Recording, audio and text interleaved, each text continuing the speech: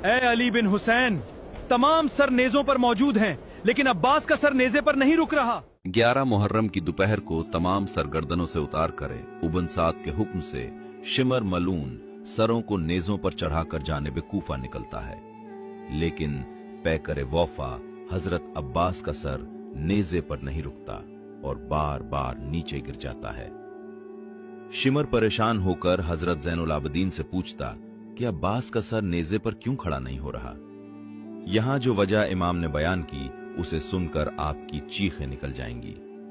नाजरीन गिरामी, बहादुरी को अगर अपनी महराज देखनी हो, वफा को अगर कोई जिस्म दरकार हो, तो फिर इन्हीं बनी हाशिम के चांद हजरत अबुल फजल सैयदना अब्बास अलमदार के कदमों में जाना पड़ेगा।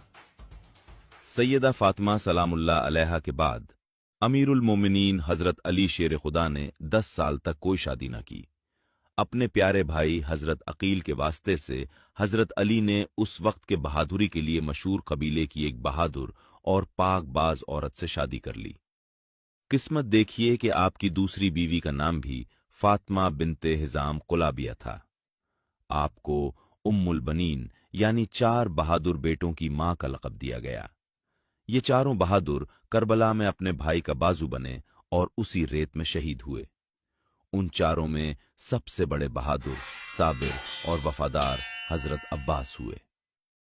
तारीख में ऐसा बहादुर कोई नहीं मिला कि जिसका बाप अल्लाह का शेर हो और जिसकी मां अरबों के सबसे बहादुर कबीले कुलाबिया की बेहतरीन तीरंदाज। आपकी पैदाइश के कुछ ही अरसे बाद एक दिन सैयदना अली अपने बेटे के बाजू पकड़कर आंसू बहा रहे थे।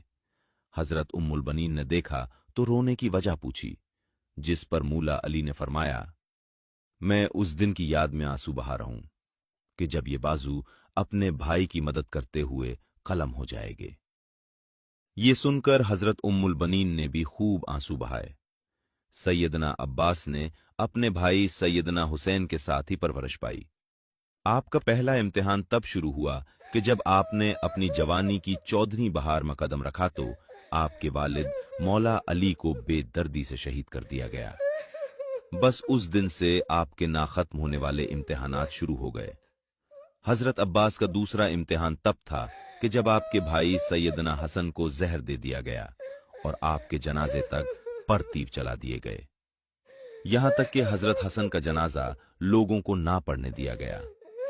उसके बाद तीसरा इम्तिहान तब शुरू हुआ कि जब यजीद ने खिलाफत को खानदानी और बादशाहत बनाने के लिए अपनी बैत लेनी शुरू की। तब सैयदना अब्बास ने बनी हाशिम के 30 नौजवानों की दस्ता तैयार किया, जो कि हर वक्त हजरत इमाम हुसैन की हिफाजत के लिए उनके साथ रहता।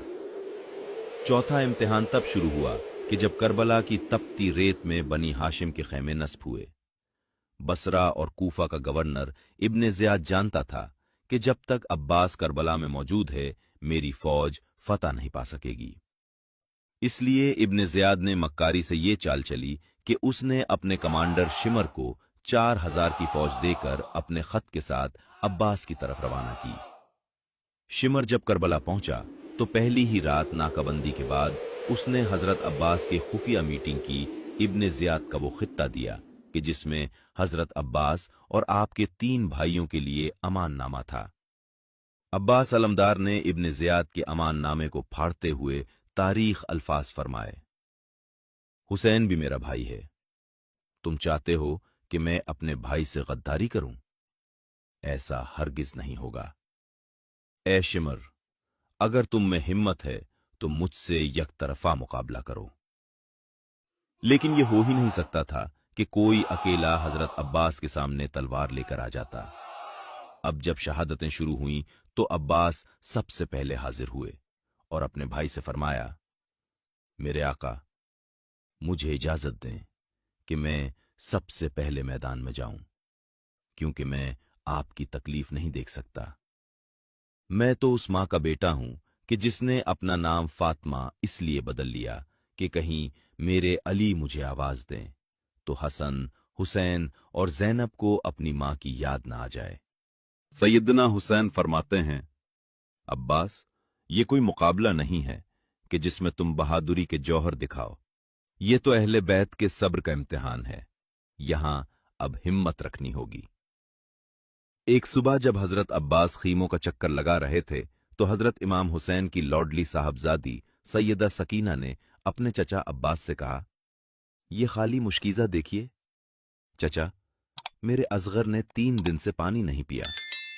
हजरत अब्बास जोश में आए और सैयदा को साथ लेकर हजरत हुसैन के पास पहुंचे और उनसे अर्ज की, ऐ मेरे भाई, अब मुझे इजाजत दे दीजिए, मैं जाऊं और फरात से पानी ले आऊं।